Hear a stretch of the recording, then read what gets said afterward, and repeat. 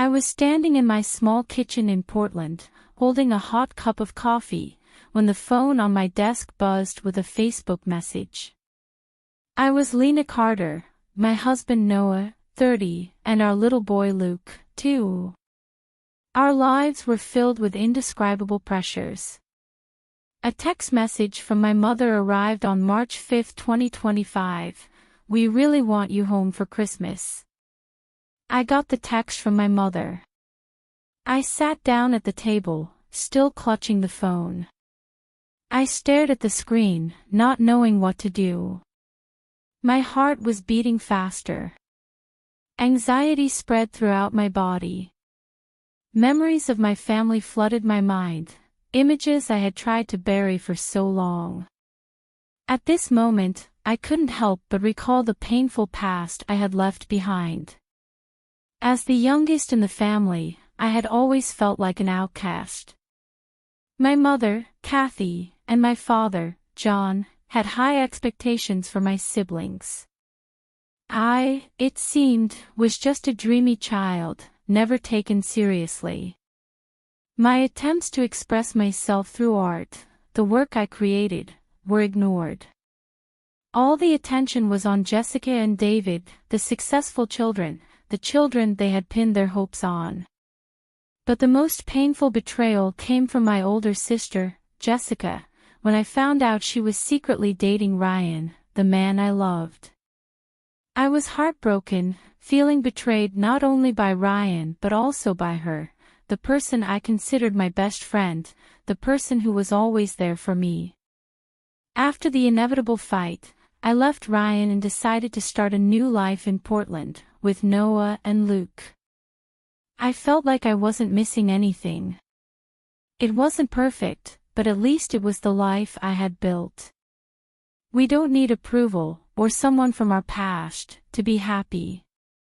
Every day, I wake up and see Noah, who's always there for me, no matter who I am, and I look at Luke, the only child I can love completely without fear of betrayal.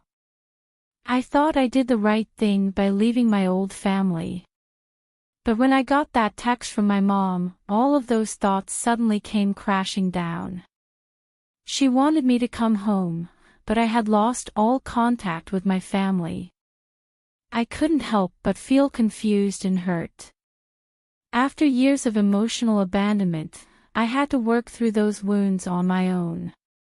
When I needed my family the most, they weren't there. My mom never really understood me. She was always protective of others, always believing in Jessica and David, but never acknowledging my pain. I had to stand up for myself, face everything on my own. And now she wants me back, as if everything can be fixed with a text message. The feeling of being used is back. As if I'm nothing more than a missing piece in the perfect family portrait my mother tried so hard to paint. They've ignored me all this time. But now, perhaps realizing that perfection can be broken, they want me back. To smile in old family photos. No. I can't go back. What I went through wasn't something that could be erased with an apology or a Christmas. I learned that family isn't just about blood, it's about people who truly love and understand you. And now, with Noah and Luke as my family, I found something I never thought I'd have, real family. I wasn't just someone who cared, I was someone who was loved and understood. Noah was always the one who was there for me when I didn't know what to do, while Luke was my joy, my reason to wake up in the morning, my light. I thought I could live like that for the rest of my life, without having to go back to people who didn't care about me, who had left me to struggle alone for so long. But then my mom sent me a text message, asking me to come home again. I knew I couldn't ignore it, even though I tried. That message was like a cut that opened up memories that I had tried to hide, wounds that had never healed. Jessica's betrayal, my mother's coldness, and my father's absence were enough to make me understand that my family, the people I called family, were not the ones I needed to return to. Every time I wondered if I should go back, I remembered the times I sat in my room, crying alone in silence because I had no one to share with. My family had not been there when I needed them most, and now they wanted me back as if everything could be forgiven. My mother said that we needed to mend our family relationships, but I no longer believed those words. I could not forgive a family that did not give me the chance to grow up, to be true to myself. So I would not go back. I would not let the invitations and requests from my old family interrupt my current life.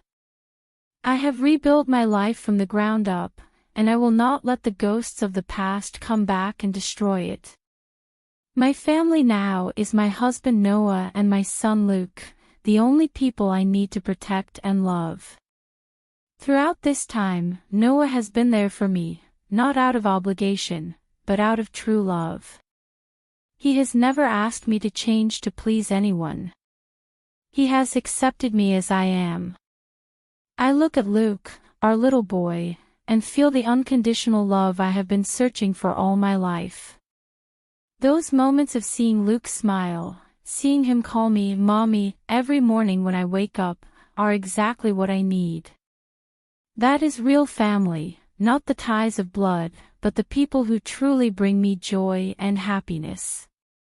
Together with Noah, I have created a solid home where we live not as a perfect family, but as a loving, respectful family. Although we sometimes have difficulties, we always overcome them because we believe in each other. Life is never easy, but at least I know that we are on the right path, and I no longer have to suffer alone. As before, my mother and my family will probably never understand my decision, but I no longer feel the need to explain. They will probably still try to find a way to bring me back to them, but I know that I have found something more valuable than anything they can offer, a real family. I no longer let the past dominate my life.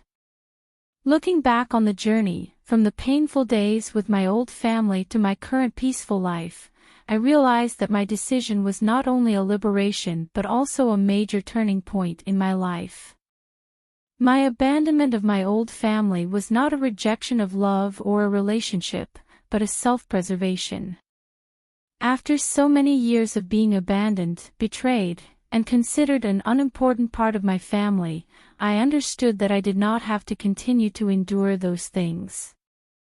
Family is not just about blood relatives, but about people you can trust, love, and receive true love and care in return.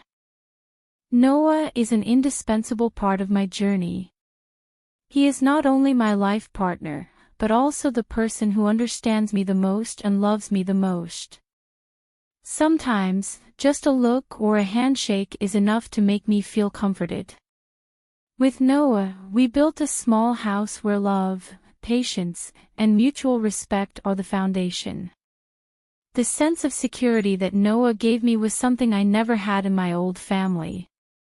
During the days living with him, I began to believe that life can be different, can be good, as long as we choose the right people for ourselves. My son Luke is the reason I wake up every morning with a smile on my face. The feeling of being cared for, loved, and cared for unconditionally made me realize the true value of a family. Even though we don't have everything that some families have, we have each other, and that's all I need. As I watch Luke grow up, I understand more clearly that the sacrifices and love I have for him are irreplaceable. While I can't change the past, I have decided not to let it define my future. It has taught me a valuable lesson about loving and respecting myself. They can't make me weak anymore. They may try to hold me back, but I no longer feel the need to please anyone but myself and my little family. Noah and Luke are all I need. I will continue to protect them and the life we have built together. As I think about my future, a sense of confidence and peace spreads through me. All the decisions I made, although difficult and challenging, were choices I am proud of. I did not let my family's past drag me down, but instead stood up and built a new life, one where I was in control, where I had the power to choose my own happiness. I no longer had to live in the shadow of my old family, no longer felt the need to. In accepting the emotional deprivation and abandonment I endured, even though my old family will never understand my decision, I know that I did the right thing. My mother, father, and siblings may never accept me, but I no longer need that acceptance. I have created a new family for myself, a real family with Noah and Luke. They are all I need, and I will protect them with everything I have. We don't need to go back to the past or anyone in our old family. What we have now is enough, all we need to move on and be happy. Every day with Noah and Luke is a reminder of the value of my family, of the power of love and patience. I will never stop cherishing every little moment we have together. The love and care that Noah has shown me is something I have never felt from my old family. My son is my future, and I will not let anyone, my old family or anyone else, harm the path we are building.